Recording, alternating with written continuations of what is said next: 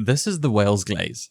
Hold up, okay, let me explain first. So in the later part of last year, one of the more known members in the enthusiast peripheral space, theWhale, released their first glass pad.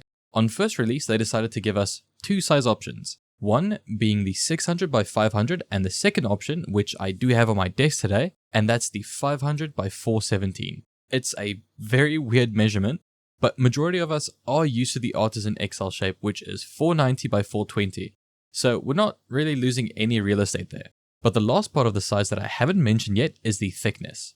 Now, we're coming to a point where a lot of pads are hitting that 3.5mm thickness, but this is more so the cloth pads, whether that be in a mid, soft, or X-soft thickness. And surprisingly, the same goes for the GLAZE. In total, it is 3.5mm thick in comparison to the SkyPAD's glass at 3.7mm thick, meaning it's one of, if not the thinnest glass pad on the market. It's honestly an interesting product design choice, and the only benefits I really see is it being easier to move or travel around with, plus potentially being nice on your wrist or forearm with the desk to surface height difference, and even potentially just saving extra costs on shipping, which is always good. But also speaking of product design and comfort, the rest of the pad does make that clear. We have these nice rounded edges with some super clean CNC work with no rough spots. Then also this art piece, which was done through artificial intelligence. I'm not hating, but that is just the case. Regardless of, it's pretty nice, and I do have a liking towards this slightly subtle pixel art aesthetic with the little LaOnda Easter egg in the corner. The base is a super thin sheet of silicone or rubber, which does fight back a whole lot. Lastly, but the most fascinating and the best part, is about the surface. Now, notoriously, glass pads are supposed to be super fast, because that is the trend, right?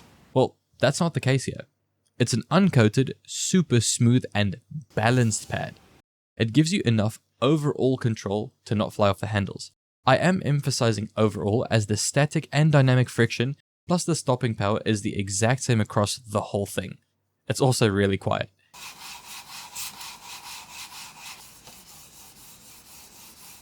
But best paired with the X-ray pad Obsidians. And it does play really well without sticking to forearms.